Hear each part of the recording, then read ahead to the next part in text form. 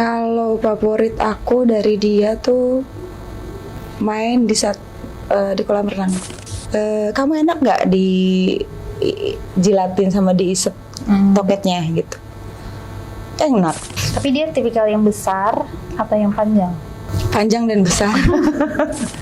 Coba tanya deh yang pernah merasakan ML di kolam renang tuh emang sensasi. Aku sempat dengar cerita kakak itu, dulu kakak pernah kena yang namanya diperkosa istilahnya. Itu ceritanya gimana, Kak?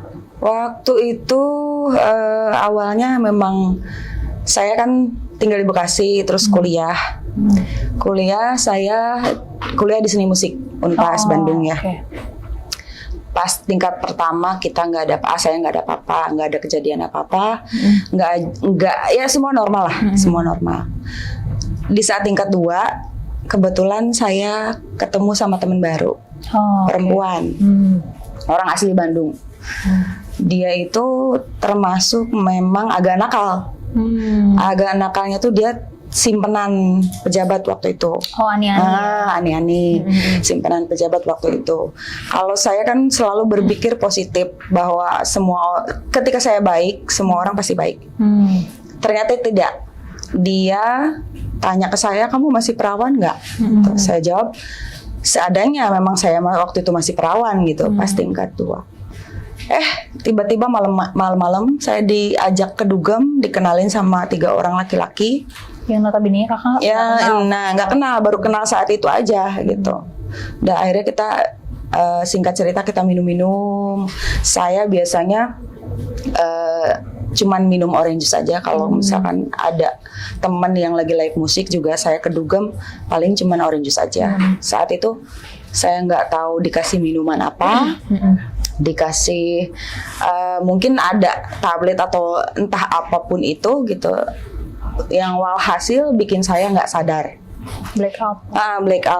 Mungkin saya dibawa pergi ke tempat itu laki-laki. Saya sadar itu setelah pagi hari. Mulai agak sadar setelah pagi hari dan dalam keadaan saya nggak pakai celana, jeans. Itu posisinya bajunya masih ada, tapi sudah tidak pakai celana. Gitu, cuman pakai kayak tank top aja. Benar-benar bawahnya nggak ada celana. Bawahnya nggak ada. Nggak ada celana dalam juga. Ada. Berarti benar-benar kosongan? Iya, beneran kosong. Makanya saya lihat pas berdarah, saya tanya kenapa ini gitu. Mereka malah ngajak saya pulang. Saya diajak pulang tapi ditinggalkan di jalan. Itu posisinya berarti naik mobil? Iya, naik mobil. Dia bilang ayo aku anterin pulang. Tapi ditaruh di jalanan? Iya, ditaruh di jalanan. Nggak dianterin ke kosan, nggak. Terus dia bilang apa tuh pas taruh di jalanan? Udah kamu tinggal di situ aja, nanti naik taksi kayak apa kek gitu. Udah. Astaga. Sudah. Terus berarti dari saat itu yang paling bikin kakak terpuruk apa? Yang bikin saya terpuruk karena saya punya prinsip bahwa tidak akan menyerahkan kehormatan saya untuk laki-laki manapun kecuali nanti setelah menikah. Dan itu pun saya cuman ingat gini, bahwa kehormatan orang tua nomor 1 buat saya. Setelah kejadian itu saya otomatis berasa menjadi kayak apa sih, perempuan sampah yang udah nggak punya masa depan. Iya, perempuan sampah yang nggak punya masa depan, yang nggak bisa yang nggak bisa nemu lagi kebahagiaan, dan mungkin bahkan nggak akan nemuin cinta gitu. Karena saya nggak pernah tahu bahwa kehidupan di kota besar itu mungkin hal-hal yang seperti itu wajar. Waktu itu saya nggak berpikir seperti itu, cuman saya mikirnya saya udah kotor. Dan akhirnya balik lagi ke kampus, saya berubah 180 derajat. Yang tadinya saya orang yang ceria, supel, nggak bisa diajak ngobrol gitu kan. Akhirnya saya diam terus di pojokan. Dengan yang tadinya nggak ngerokok, saya ngerokok. Yang tadinya saya nggak minum, saya cari minuman. Tiap hari saya gitu, ibaratnya meracuni diri sendiri untuk waktu itu cuman mikirnya simpel, saya mau mati. Saya pengen mati. Saya cuman pengen mati saat itu. Akhirnya ada dosen saya, dosen perkusi. Beliau nanya, kamu kenapa? Gitu. Bahasa Sunda sih waktu itu. Maneh kunaon gitu kan? Kenapa katanya? Kenapa kok beda gitu? Beda, jadi berubah karakter. Habis berubah karakter, kenapa kamu kayak orang sakit gitu? Kenapa aku bilang sakit jiwa? Emang sakit jiwa, oh gitu kan?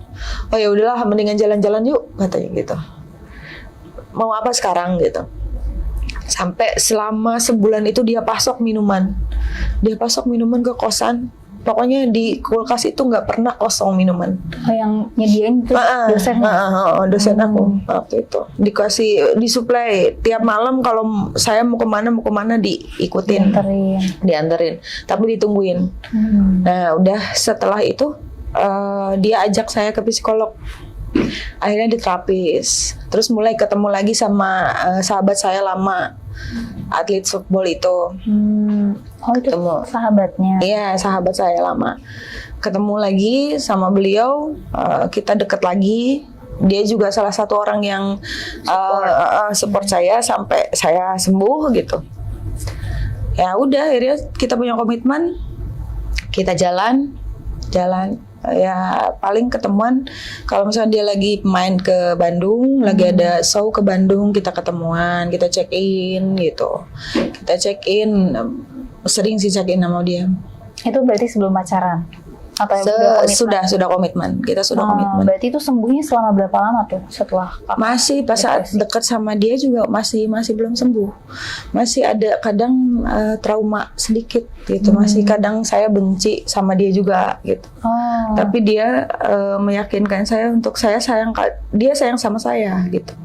Saya nggak mau merusak kamu gitu. Cuman kayak seolah dia terapi saya untuk melakukan itu, tapi dengan rasa dengan caranya dia yang gitu. Lebih lembut lah istilahnya. Biar akunya nggak trauma gitu, saya nggak trauma. Itu sih. Berarti setiap main itu karena kakak punya trauma, setiap main itu kakak lebih ke abusive ya? Iya, lebih kadang abusive, kadang dia udah lebih tenang. Udah lebih tenang, lembut gitu. Cuman kadang ya agak liar juga. jadi jatuhnya kayak saya melampiaskan kekesalan sama dia dengan cara seks gitu. Tapi itu kan posisinya kakak baru pertama kali itu di pelecehan, terus baru main lagi sama dia. Nah, yang pertama kali kakak lakuin sama dia itu apa? Yang pertama kali saya lakuin sama dia, sebenarnya dia yang berusaha untuk apa sih kalau kayak gitu? Dengan cara halus, foreplay dengan cara halus, dengan dirayu-rayu, dengan ayo coba lagi biar kamu nggak trauma gitu. Akhirnya coba. Ya biasalah, mulai dari kissing, mulai dari raba-raba, grepe-grepe ke area yang menonjol. Ke bawah, lebih ke saya seneng lebih ke dapat treatment yang lebih di Mr. V. Caranya handle dia. Treatment di situ akhirnya kan bikin saya juga lumayan melayang. Lumayan agak lupa gitu. Itu kan kakak sekarang mainnya di bawahnya itu yang kayak gimana yang kakak suka dari dia? Dia tuh penjilat yang ulung. Penjilat yang handal. Dia bisa bermain manuver lidahnya sampai ke sana kemari lah pokoknya. Berarti enak lah. Oke. Berarti dari pertama main itu dia langsung kayak maksudnya pelan-pelan. Soalnya pelan-pelan. Kan ini namanya proses pemulihan ya. Iya. Mungkin kalau misalnya di hari pertama kita ciuman dulu, di hari kedua ini dulu, apa yang kayak 1 hari langsung dilakuin gitu. Gak sih, emang gitu, prosesnya seminggu dia baru bisa pegang tangan saya, seminggu lagi baru bisa peluk saya, seminggu lagi baru bisa cium pipi, nanti nambah lagi gitu. Berarti selama kenal udah pacaran berapa lama tuh yang akhir